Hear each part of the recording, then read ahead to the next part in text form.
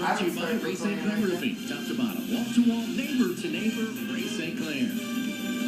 Boy, perfect day for baseball. Bronson Arroyo on the hill looking for his 14th victory of the year against left-hander Jeff Locke. If he gets 14, he'll tie Leake and Latos for most wins in that starting staff. And boy, a lot of Reds fans here as well. And I'll tell you what, this is a great feature we have coming up, isn't it? Well, Mark Berry has been in the Reds organization a long, long time. And here's a guy that was a career minor leaguer that worked his way up to the big leagues as a coach the hard way, only to discover this year he had throat cancer. It has been quite the battle and quite the return to the field for Cincinnati. Brian Giesenslaw has more on the Reds' third base coach, who's also celebrating birthday number 51 today.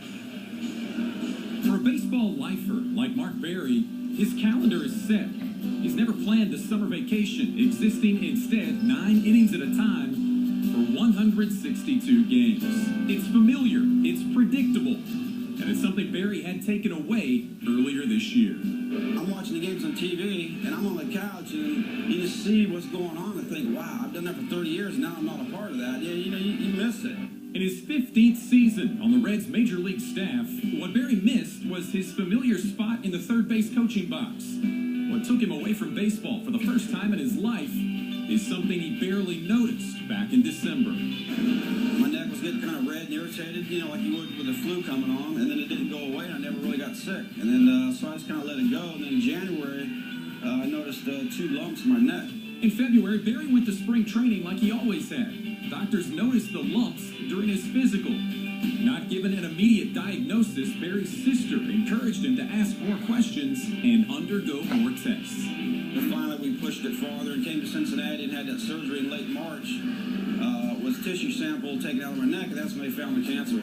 Not long after Berry got the news, he shared it with the Reds in a team meeting. He got up and told how he found out, and the same thing happened to his sister. And then, Eric Davis told his story, and then Paul Lasar got up and told his story. So it was pretty emotional.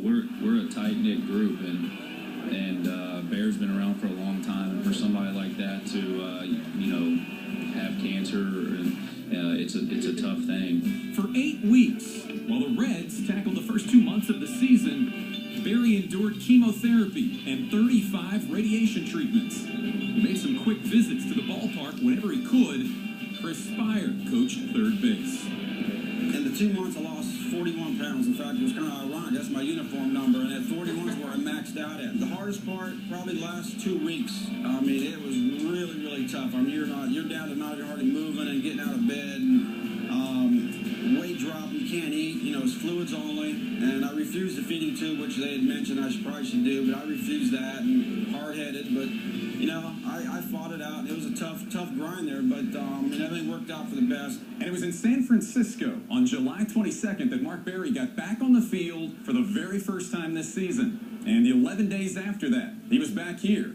back in the third base coaching box at Great American Ballpark for the very first time. The doctors weren't real thrilled with that. They said I'm probably jumping back in too quick, but I thought it helped me a little bit. Getting back around the field and getting with the guys. Something I'm familiar with for 30 years. It's kind of like I needed that again. And I wanted to make sure when I came back that I wasn't going to hurt the team. It wasn't fair to the team or Chris if I had to go back and forth. So I wanted to make sure I was ready. I think I made the right decision. But getting back on the field was only the first step, encouraging progress.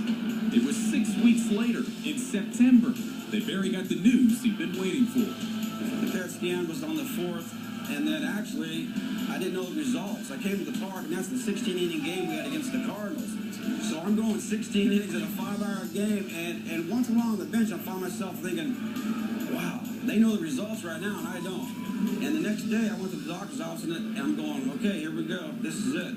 The day I've been waiting for 6 months, and I went in there real calm, and I expected to hear that, And at first, it was funny because the doctor was beating around the bush saying, how do you feel? How are things going? Do you got any side effects? And I'm like, finally, I stopped him and says, Doc, enough. I said, what's the results? And he said, your PET scan came back really clean. And I said, okay, really clean means what? He said, it's gone.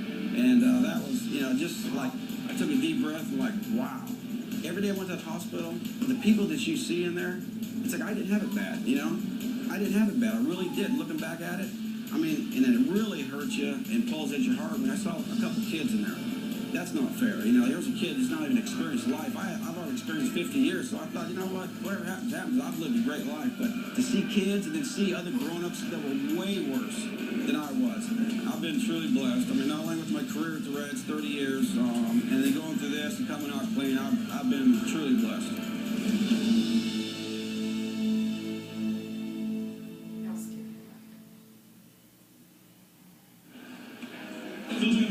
Well, a very touching story, and what a battle that Mark went through, and we are so happy that he is back with the team, and he feels great and raring to go. He's got it all in perspective. There's no question about that. The Reds have not only missed him in the clubhouse, his presence there, but missed him on the field. He is truly one of the best third base coaches in all of baseball.